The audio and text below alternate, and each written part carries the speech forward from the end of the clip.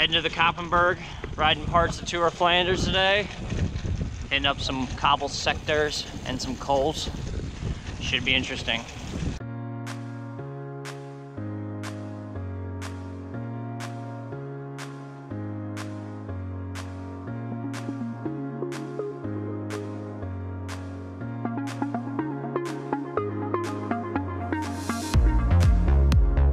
So today we are taking it back to 2018, back when I was on the Gateway Harley-Davidson Trek U25 cycling team, and we're in Oudenaarde, Belgium.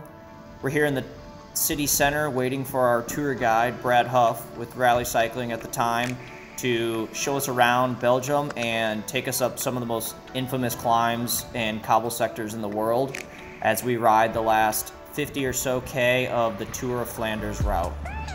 So, being from the US, this is like the cyclist dream. Every kid growing up racing bikes wants to be in Roubaix or wants to be in Flanders, and watching this on TV and to have the opportunity to actually go up some of these climbs and ride these cobbles was just beyond amazing, and I was super thankful for the opportunity. And as I know, it was just as memorable for everybody on the team to be in this situation and be able to have the time to do something like this. First up on our stop, the infamous Koppenberg, and man, these cobbles are no joke. Oh,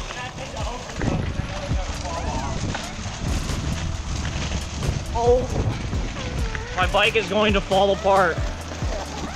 Yeah, how is that way running like normal PSIs?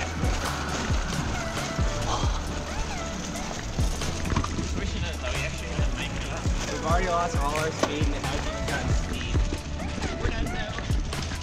I gotta stop filming. I can't do this.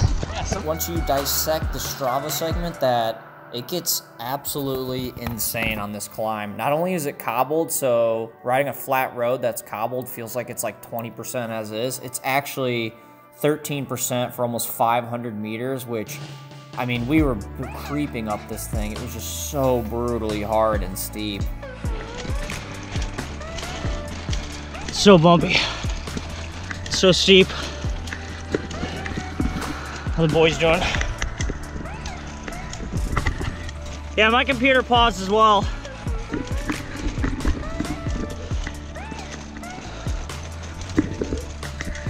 Gotta be close to getting the KOM segment up this. The bike sounds like it's gonna explode.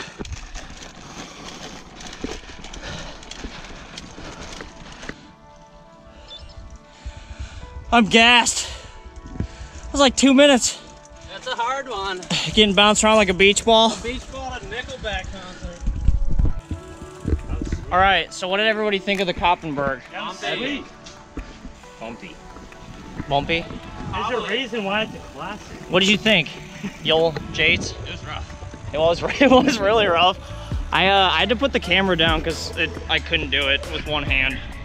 No. Now I understand why no one takes photos when they're going up the Koppenberg. You literally can't. You just can't. Now we're about to descend. Oh, there goes a bottle! We got a bottle down! Already dropped my chain twice.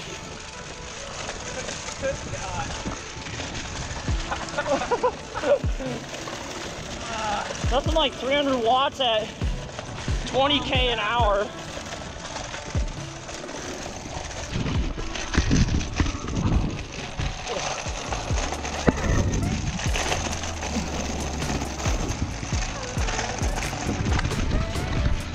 This is getting dangerous. So it's definitely a lot rougher than it looks on TV. And I guess these aren't even the bad ones yet. I'm just creeping up this. Not the most ideal recovery ride. Oh. Plus I'm running like 90 PSI instead of 60 like I should be.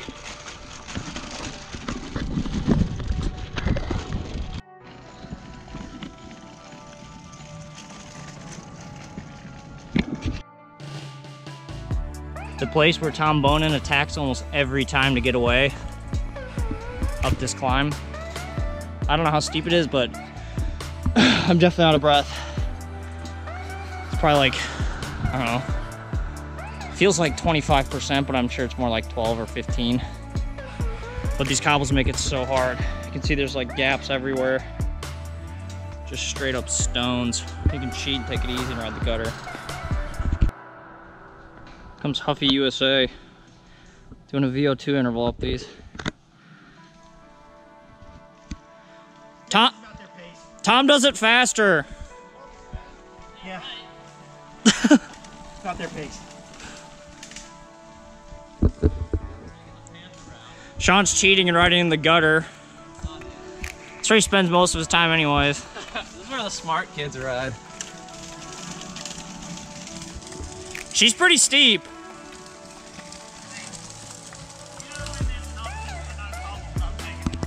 Yeah, that's the A line in the race. Woo! Dude, you're almost on Tom Bonen's pace. Come on. Nice. Keep it up. The fans are going nuts up there, by the way. Your bike sounds like it's gonna fall apart. Or is that you? Now I know why Trek developed the Damani SLR.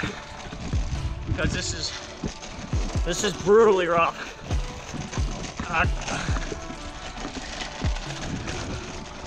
Especially trying to do it no-handed or with one hand. I'm going pretty hard and it feels like I'm barely moving with all this resistance. And it's hard to even put into words how brutal these cobbles actually are, and the TV camera angles and stuff do not do these justice. They just suck your momentum and you lose all your speed, and before you know it, you're doing like 4K an hour. So this is the what? The Kreuzberg. Oh! Right in the gut. I didn't even get hip slung, he gut slugged me.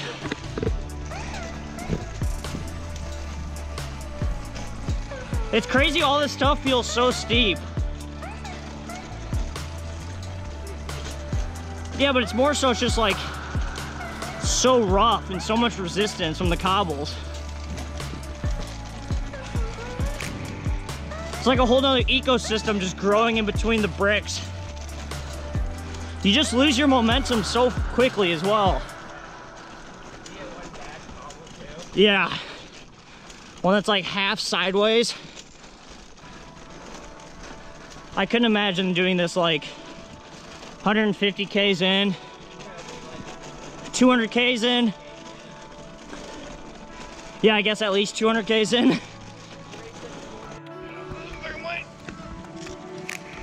The Ode de Quermont.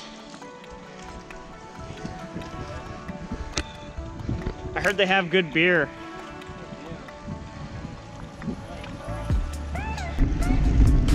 Danielle's off. Danielle hopefully knows that it's like 2.5 Ks long. Yeah, this is...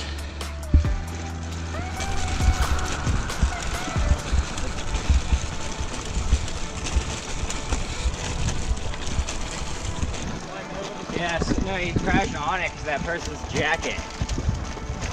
The Quermont is where Sagan caught the spectator's jacket and it just ripped him to the ground, taking down everyone else with him in the 2017 Flanders race. So pretty iconic.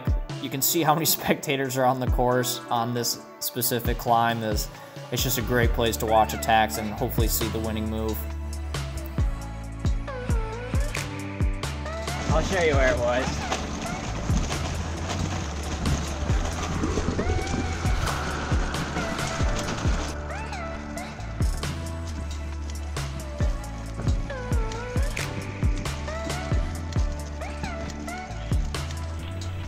Checking out our bikes in slow motion, you can just see how much chain slap there is on these cobbles. And also, like I said earlier, I'm just running the wrong setup. I'm riding into Monda, which is pretty stiff and rigid, and also running way too high of PSI. So that's always something to take into consideration if you're gonna go ride these cobbles and give it a go on your own. And I really tried to keep a lot of the footage unedited, as I think it gives it a better perspective of what it's actually like. You can see right here my arm fat jiggling around like a lunch lady's, and I even have a nice GoPro with decent stabilization in it, and it's still this bumpy. I probably should have brought my gimbal, but I didn't want to downplay how rough these actually are and just give it a realistic idea for you guys watching to see how rough these really are when it comes to riding them, especially outside of a race. Paterberg. Some other berg. Some other climb with rough cobbles.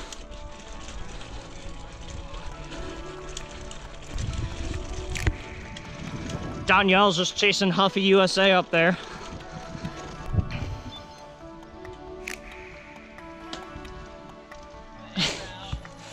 Sean? The soft boy route. Give me some quality photos around there. So that concludes the cobble sectors for this ride. I hope this video gives you a good idea of what these cobbled bergs are like in real life and not just what you see at a distance on TV. I hope you're as excited for the spring classics as I am, as they're only a few weeks away. And a huge thanks again to all the Gateway sponsors and team owners who made this trip to Europe and these experiences possible. I had a really good time making this video, and it brings back a lot of great memories from that trip. No ride would be complete in Belgium without a stop for a pastry afterwards, so naturally that's what we did, as there was no lack of sweets on this trip. So thanks for watching, and we will see you next time.